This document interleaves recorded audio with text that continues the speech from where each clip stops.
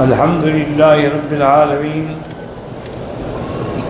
والصلاة والسلام على أشرف الأنبياء وسيد المرسلين سيدنا محمد وعلى آله وأصحابه أجمعين. اللهم صل على سيدنا محمد وعلى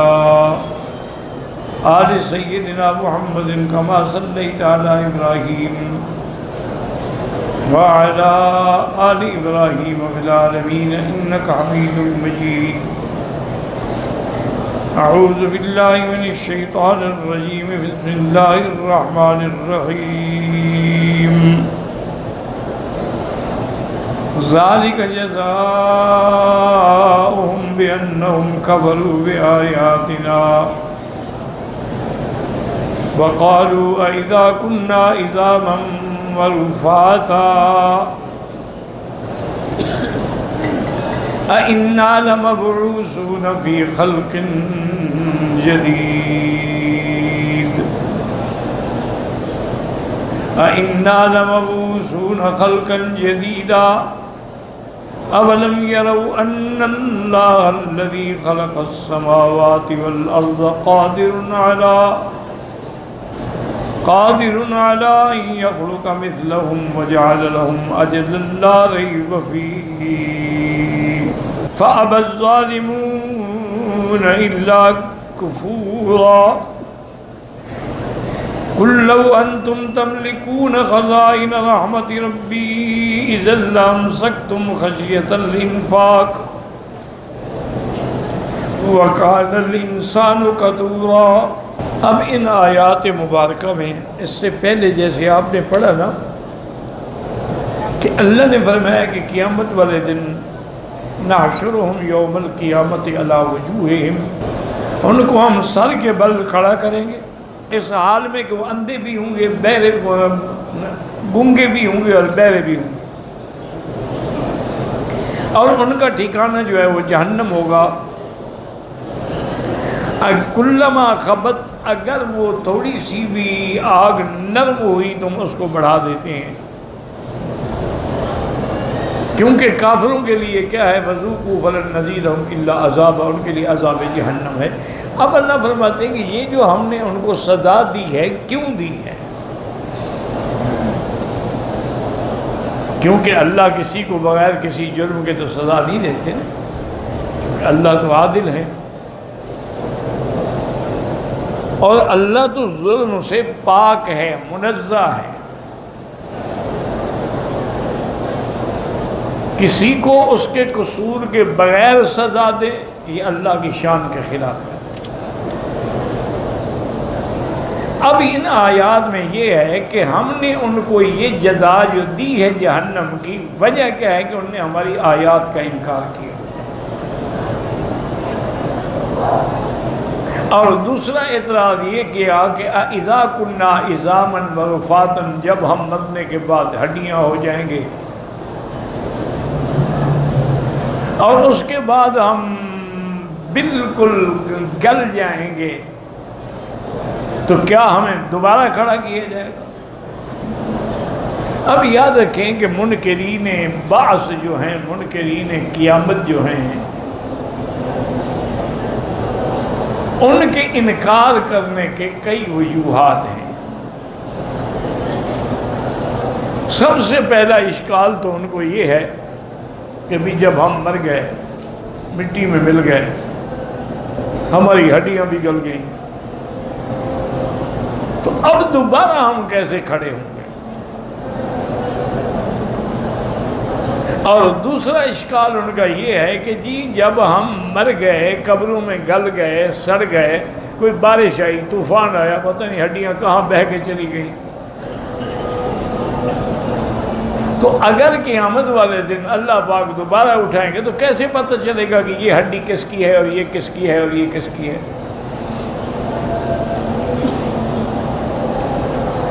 اسی لیے ایک دن نضر بن الحارث ایک کافر تھا، وہ حضور پاک کی خدمت میں آیا اور ایک بوسیدہ ہڈی بھی لے کے آیا کہ یا رسول اللہ آپ کا کیا عقیدہ ہے کہ یہ بوسیدہ ہڈی یہ میں ابھی قبرستان سے لایا ہوں، یہ ہم دوبارہ اٹھیں گے؟ اور فرمایا کہ نعم بالکل اٹھے۔ اس نے ایسے کیا کہ اس ہڈی کو ایسے زور سے مسئلہ، وہ تو مٹی بن گئی نا، وہ گلی ہوئی تھی، تو پھونک ماری اڑ گئی۔ یا سنا آدھا یہ دوبارہ زندہ ہو گئی؟ اور فرمایا کہ ہاں۔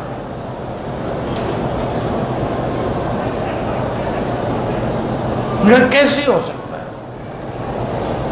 اسی کو اللہ نے قرآن مقدس میں دوسری جگہ بڑی تفصیل سے بیان کیا ہے۔ یاد رکھیں، یہ اسلوب ہے قرآن کا کہ کہیں اجمال ہوتا ہے، کہیں تفصیل ہوتی ہے، کہیں ابہام ہوتا ہے، کہیں تفصیل ہوتی ہے۔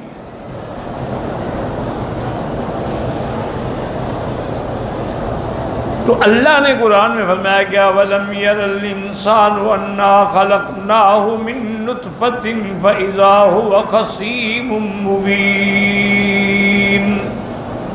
فرمایا دیکھو اس بندے کو جس کو ہم نے ایک حقیر گندے پانی سے پیدا کیا ہے، جب ہم نے اس کو انسان بنایا، شکل دی، عقل دی، اب یہ ہمارے سامنے کھڑے ہو کے بھی جھگڑا کرتا ہے خدا کے ساتھ۔ ضرب لنا مثلا، ہمارے لیے مثالیں بیان کرتا ہے کہ یہ جی دیکھو ہڈی ہے، گسیدہ ہے، گل گئی، سڑ گئی، یہ ہو گیا۔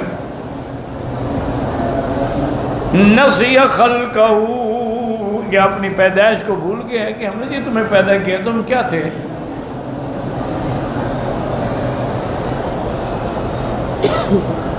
اور اگر ہم نے تمہیں ایک ایسی چیز سے پیدا کیا، نطفت، ایک پانی، یعنی اور وہ بھی گندا پانی، مہین، مکروہ پانی،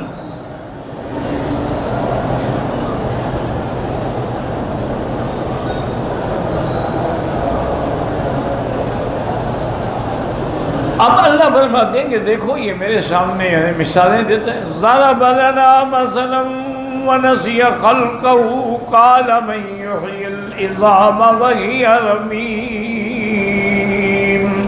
کہتا ہے اللہ کون زندہ کرے گا ان بوسیدہ ہڈیوں کو جب یہ گل گئیں؟ قل یحییھا الذی انشأھا اول مرۃ وہو بکل خلق علیم۔ میرے محبوب آپ اس کو کہہ دے کہ ان کو وہی رب زندہ کرے گا جس نے پہلے پیدا کیا، اور وہ اپنی مخلوقات کے بارے میں پورا علم محیط رکھتے ہیں، ذرے ذرے کا ان کو پتہ ہے کہ فلاں ہڈی کدھر ہے، فلاں کدھر ہے۔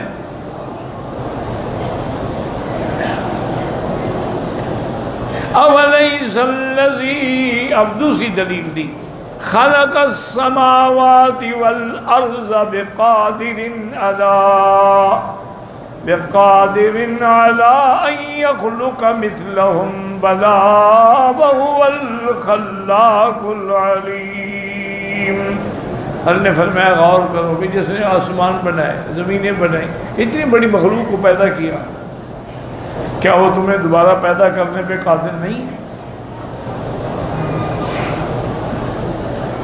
باقی ان کو اشکال ہوتا ہے کہ جی اتنے مردے کروڑوں کی تعداد میں کیسے زندہ ہوں گے؟ اللہ فرمائے کہ مجھے اس میں کوئی محنت تو نہیں کرنی۔ فَسُبْحَانَ الَّذِي بِيَدِهِ مَلَكُوتُ كُلِّ شَيْءٍ، سب کچھ اسی کے ہاتھ میں ہے، اسی کی طرف لوٹنا۔ تو ایک تو ان کا یہ اشکال تھا۔ دوسرا ان کا اشکال یہ تھا، جیسے کہ آج کل جدید دور کے جو ملحدین ہیں، جو مکذبین ہیں، جو منکرین ہیں، بات تو وہی ہے جو مکے کے کافروں نے کی تھی، انہوں نے ذرا اس کو اسلوب دیا ہے کہ رنگ دیا ہے۔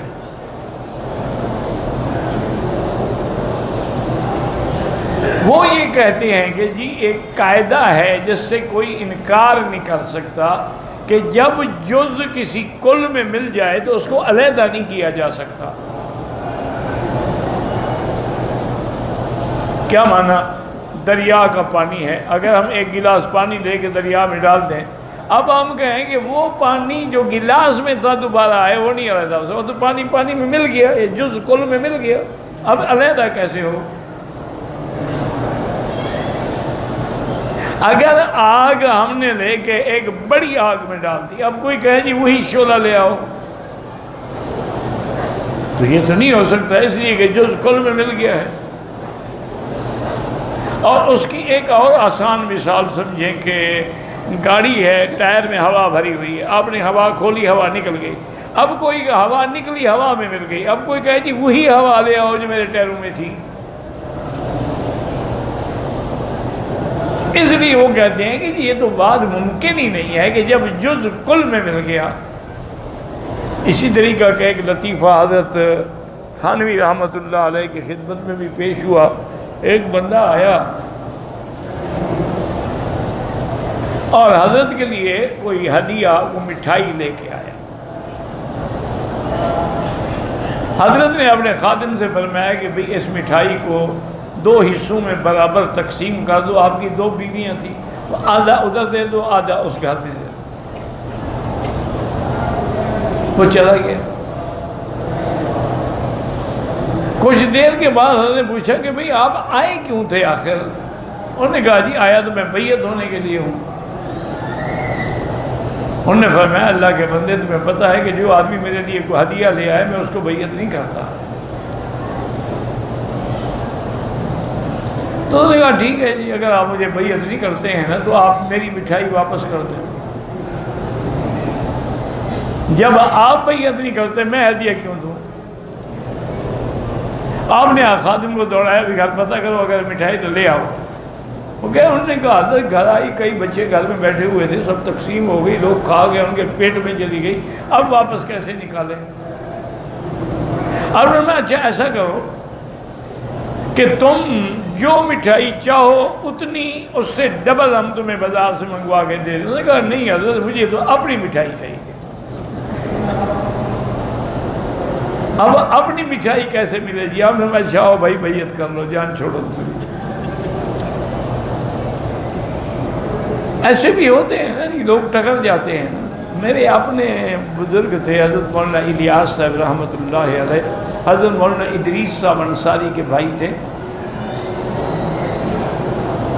اور مولانا ادریس صاحب تو صادق آباد میں ہوتے تھے پاکستان میں، اور مولانا الیاس صاحب جو ہیں وہ مکے میں ہوتے تھے۔ اور ان کو اللہ نے یہ توفیق دی تھی کہ روزانہ قرآن شریف کا ختم کرتے تھے۔ بوڑھے آدمی تھے لیکن قرآن کا ختم روز ایک ختم کرتے تھے۔ مجھے بھی خیال آیا یار یہ بوڑھا آدمی ہے، کیسے پورا قرآن 30 پارے روز پڑھنا کوئی آسان تو نہیں ہے۔ اس زمانے میں بڑی تفریح یہ ہوتی تھی کہ مکے سے وہ یہ چلتے تھے ہائی لکس کے ڈبے وغیرہ، تو 4 آنے لیتے تھے، مینا میں چلے جاتے۔ مینا خالی جگہ ہوتی، اب تو خیمے لگ گئے نا، تو ایک تو ٹھنڈ ہوتی تھی، ایک وہیں چارپائی بھی ملتی تھی اور چائے وائے بھی ملتی تھی۔ کھانا یہاں سے ہم لے جاتے تھے کہ وہاں بیٹھ کے کھا لیا، رات وہیں سو گئے جمعرات کہ صبح درس نہیں ہے، جب آرام کریں ٹھنڈی جگہ پہ۔ میں مولانا کو بھی ساتھ لے گیا، وہ مہربانی کرتے تھے، میرے ساتھ چلے جاتے تھے۔ میں چپ رہا، انہوں نے قرآن شریف پڑھنا شروع کیا اسی گاڑی میں بیٹھے بیٹھے، دونوں ہم کٹے بیٹھے تھے سیٹ پہ۔ مینا جانے تک انہوں نے 8 پارے پڑھ لیے ماشاءاللہ۔ وہاں پھر ہم نے کھانا کھایا اور چائے شے پی، اور اس کے بعد موسم ٹھنڈا ہو جاتا ہے وہاں، کیونکہ کھلی جگہ تھی نا، تو میں سویا۔ اب جتنے دفعہ میری نیند کھلے وہ بیٹھے ہوئے ہیں اور قرآن پڑھ رہے ہیں۔ میں نے کہا حضرت مہربانی کریں، اسی آرام کے لیے تو ہے، سو جائیں، پڑھنا بھی ہے تو کل پڑھ لیجیے گا۔ فرمانے لگے مکی صاحب کیا پوچھتے ہو، میں جب تک قرآن ختم نہ ہو مجھے نیند ہی نہیں آتی،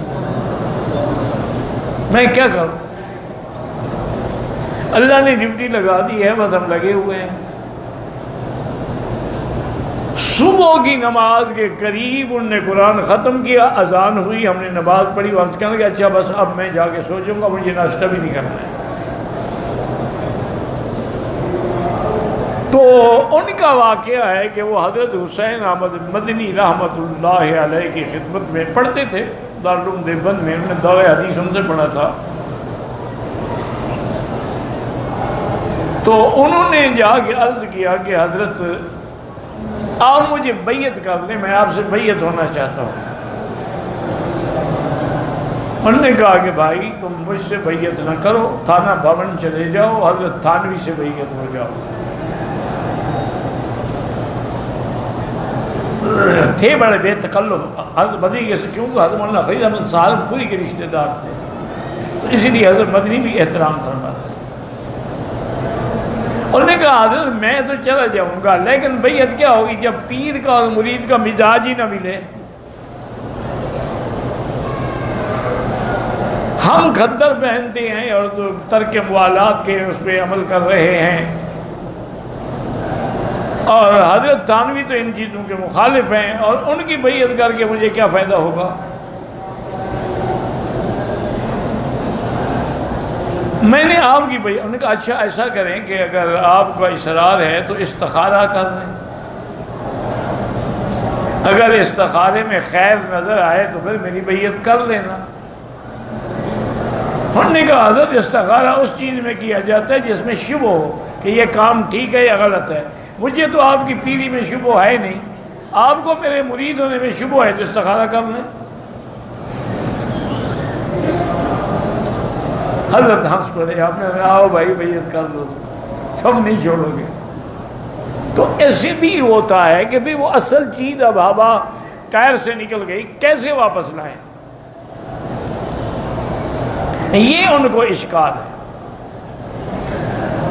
اصل وجہ کیا ہے، یہ سارا جھگڑا کیوں ہے کہ وہ خالق کی قدرت کو مخلوق پر منطبق کر، بھئی ہم وہ ہوا واپس نہیں لا سکتے نا، جس نے ہوا پیدا کی ہے وہ تو واپس لا سکتا ہے نا۔ ہم وہ پانی نہیں لا سکتے جس نے پانی پیدا کیا ہے، اس کے آگے کیا مشکل ہے؟ ان نے تو صرف حکم دینا ہے کہ کن فیکون، بس ہو جائے۔ تو اس لیے ان کے یہ اشتباہات جو تھے یہ بالکل غلط تھے۔ اور تیسری بات یہ بھی سمجھ رہے ہیں کہ اللہ نے قرآن میں قیامت کا اتنا ذکر فرمایا ہے کہ تقریباً 100 سے زیادہ صورتوں میں قیامت کا ذکر ہے۔ اور میرے آقا فرماتے تھے کہ من سرہ ان ینظر الی یوم القیامت، جس کو یہ خوش آئے کہ میں قیامت کا وہ منظر دیکھوں، تو اس کو چاہیے کہ سورۃ اذا الشمس کورت، اذا السماء انفطرت، اذا السماء انشقت، یہ صورتیں پڑھ لے تو گویا قیامت سامنے آ جائے گی۔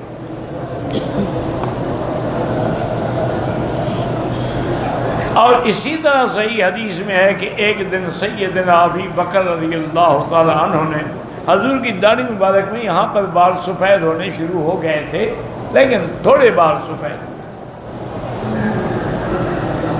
تو حضرت صدیق نے عرض کیا کہ شبت یا رسول اللہ، حضور آپ تو بوڑھے ہو گئے ہیں، آپ کی داڑھی مبارک تو سفید ہو رہی ہے۔ اور فرمایا کہ ہاں ابو بکر، شیبتنی سورۃ ہود و اخواتہا، مجھے قرآن کی سورۃ ہود نے اور اس جیسی صورتوں نے بوڑھا کر دیا ہے، میں جب قیامت کے بارے میں پڑھتا ہوں تو میرے اوپر جو کیفیت طاری ہوتی ہے اس کی وجہ سے یہ ہو رہا تھا۔ ایسے یاد رکھیں حضور کو امت کا فکر تھا، اپنا فکر تو نہیں تھا۔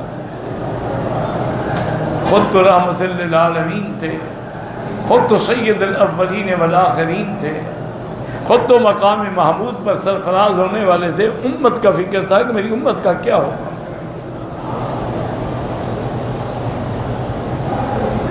اسی طرح اللہ تعالیٰ نے کہ اس آیت میں تو یہ ارشاد فرمایا ہے جو اب ہم پڑھ رہے ہیں کہ کافروں نے کہا کہ یہ کیسے ہو سکتا ہے کہ اذا کننا عظاما ورفاتا، جب ہڈیاں اور گسیدہ دوبارہ ہم اٹھیں گے۔ ایک جواب تو اللہ نے یہ دیا کہ اولم یروا ان اللہ الذی خلق السماوات والارض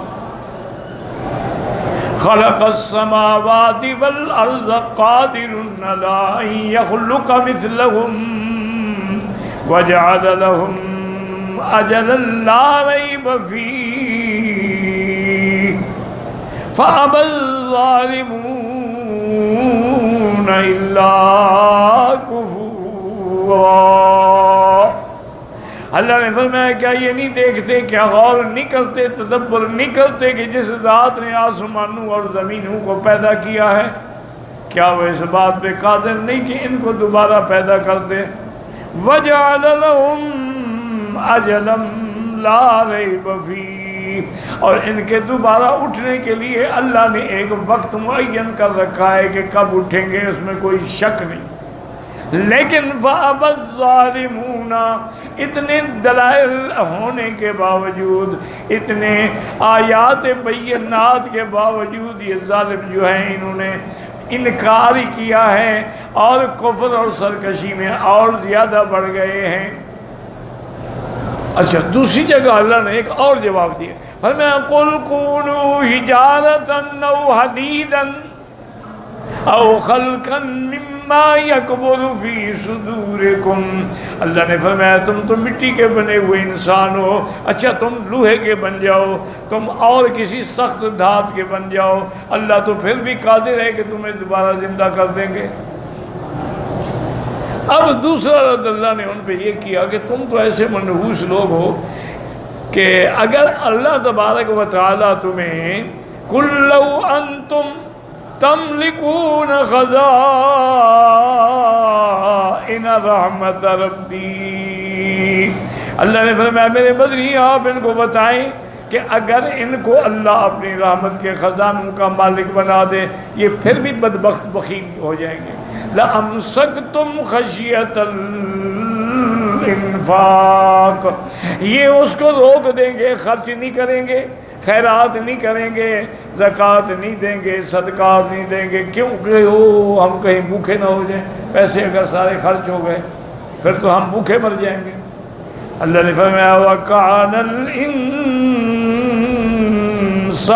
قُتُورًا، اصل میں فطرت ہی انسان کی یہ ہے کہ اس میں بخل ہے، اس کے اندر خیر یہ روکنے کی باتیں ہیں۔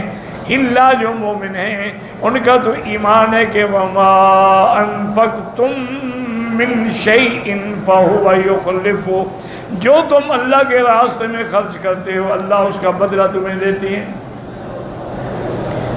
اسی لیے میرے مدنی میرے محبوب صلی اللہ علیہ وسلم فرماتے تھے انفق بلالا انفق بلالا، بلال خرچ کرو خرچ کرو، ولا تخشى على ذي العرش اقلالا، اللہ پر تم ڈرتے ہو کہ ہم فقیر ہو جائیں، خرچ کرو، تم سب صدقہ کر دیا کرو۔ اسی لیے حضور اپنے گھر میں کچھ بھی نہیں رکھتے تھے، اور جتنا آتا سب خرچ ہو جاتا، صدقے پہ، خیرات پہ، مسکینوں پہ، اتنا کبھی ایک چیز بھی حضور نے اپنے لیے محفوظ نہیں رکھی ہے۔ اور اسی طرح میرے پاک مدنی بھی صحیح حدیث ہے، فرمایا کہ روزانہ 2 فرشتے آسمانوں سے اترتے ہیں، ان کا کام ہی صرف یہ ہے، وہ دعا کرتے ہیں اللہم اعط لکل منفق خلفا، یا اللہ جس نے تیرے راستے پہ خرچ کیا اس کو بدلہ دے، وَأَعْتِ لِكُلِّ مُمْسِكٍ تَلْفًا، اور جس نے بخل کیا اس کے مال کو برباد کر دے۔ تو اس لیے کافروں کو یہ تھا، اللہ نے فرمایا کہ یہ تو پیسوں کو بھی سین کے رکھتے ہیں کہ کہیں ہم بھوکے نہ ہو جائیں، حالانکہ ان کو چاہیے کہ اللہ تبارک و تعالیٰ جب چاہیں جیسا چاہیں دوبارہ عالم کو پیدا کرنا اللہ کے لیے کوئی مشکل بات نہیں ہے۔ واللہ اعلم۔